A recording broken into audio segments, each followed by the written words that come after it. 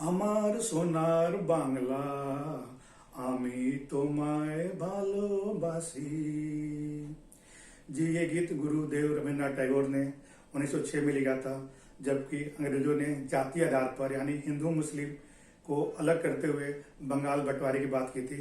ये बंग भंग की बात कर रहा हूँ मैं। उस समय ये आंदोलन बंगाल में उठा था, जब बच्चे हो, बूढ़े हो, औरत, बच्चे, जवान सभी ये गीत गाते हुए सड़कों पर निकल पड़े थे।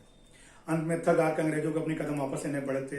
ये न केवल उनकी बंगाल में हार हुई थी, बल्कि वो बंगाल से अपनी राजधानी लेकर दिल्ली उन्हें आना पड़ा था।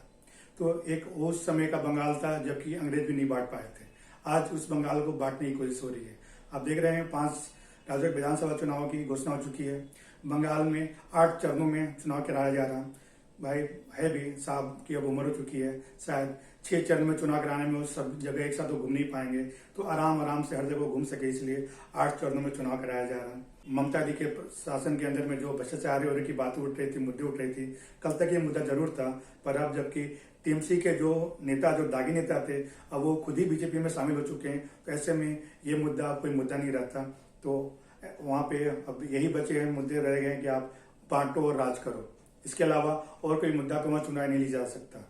विकास की बात बंगाल में चलेगी नहीं, क्योंकि अगर अब देखा जाए कि इस लॉकडाउन के दौरान जबकि सभी अर्थव्यवस्था है, सभी चौपट हो चुकी है, उस समय किसानों ने देश की अर्थव्यवस्था को संभाल रखा है और उत्पादन की दृष्टि से बंगाल नंबर 1 पे है। और जो कि बीजेपी का अपना राज्य, जहाँ की 20 सालों से वहां पे गुजरात मॉडल की बात की जाती है, 20 सालों से वहां से इनका राज्य है। मोदी जी भी वहां पे सीएम रहे हैं, देश के प्रधानमंत्री हैं, पर वहां किसान की हालत क्या है सबको पता है। पिछले गुजरात चुनाव में आपने देखा होगा कि वहां पे कितनी मुश्किल से उनको वहां पे जीत मिली थी। तो नंबर 1 पे बंगाल है और नंबर 4 पे गुजरात है, अगर हम किसी उत्पादन दृष्टि से देखें तो। और दिल्ली के बॉर्डर पे किसान बैठे हुए हैं, ऐसे में वहां पे ये मुद्दा ना चले, ऐसा हो नहीं सकता। तो किसान का मुद्दा है वहां पे, और किसानी से वहां के हिंदू भी जुड़े हुए हैं और मुसलमान भी जुड़े हुए हैं।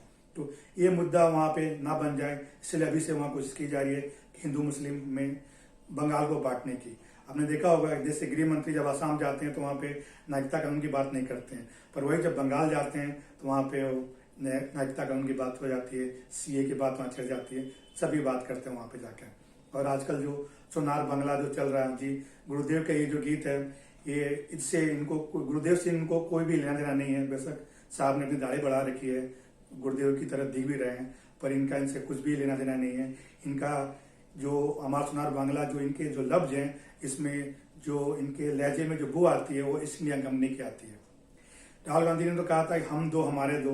हमें पहले लग रहा था कि ये चुनावी जुमला है, पर गुजरात का जो अहमदाबाद स्टेडियम जो है, वहां पे जब 2 आप इंड देखते हैं, अडानी और रिलायंस इंड देखकर लगता है कि नहीं, बात तो राहुल ने सही की थी। तो आज जबकि देश में एक नहीं 2 ईस्ट इंडिया कंपनी काम कर रही है, और ऐसे में बंगाल चुनाव है, तो आप सोच सकते हैं बंगाल की तस्वीरें क्या होगी।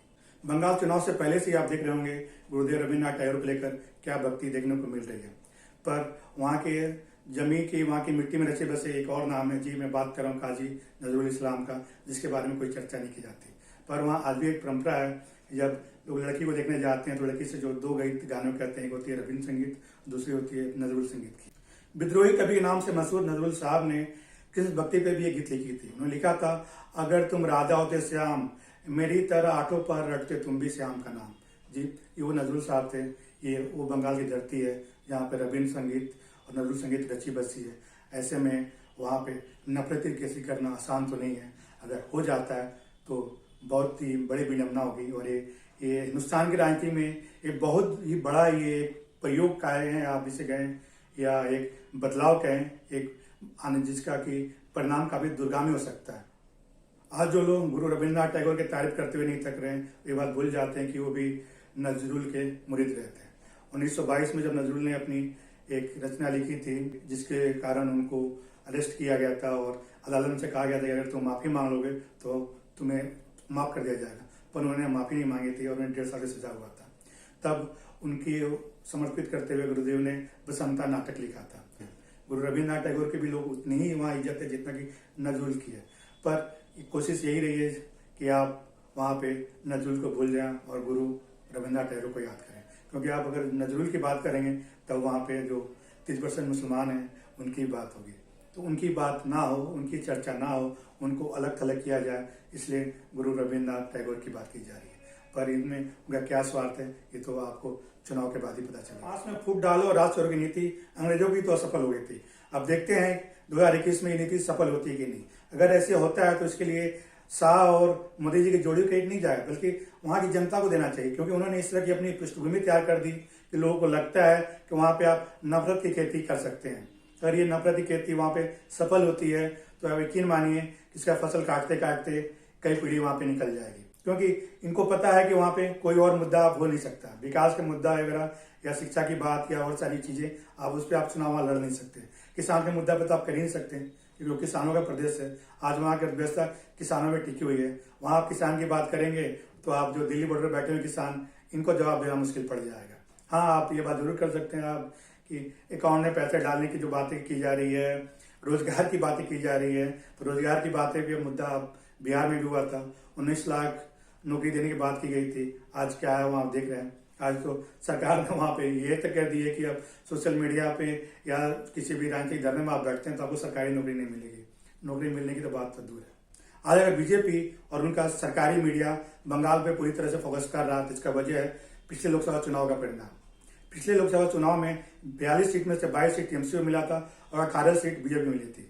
और जहां तक परसेंटेज की बात है तो 40.3% था बीजेपी को और 43% टीएमसी को मिला था। मात्र 3% वोटों का अंतर था।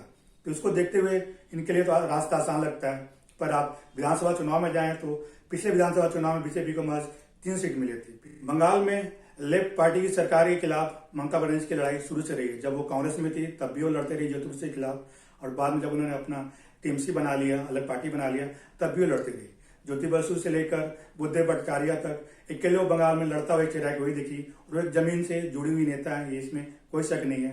पर अगर आप 2011 से 2016 के चुनाव की बात करें, विधानसभा चुनाव की, उनकी लोकप्रियता लगातार बढ़ती रही है, सीटें भी बढ़ती रही है। पहली बार वो कांग्रेस साथ मिलकर चुनाव लड़ी थी और उन्होंने सरकार बनाया था। दूसरी बार अकेले लड़ा था, फिर उन्होंने सरकार बनाई थी। अब इस बार उनके 2 मोर्चे पे लड़ रही हैं। एक तरफ लेफ्ट और कांग्रेस का एक मोर्चा, एक तरफ बीजेपी है, और दोनों ही मोर्चे पर टीएमसी को लड़ना है।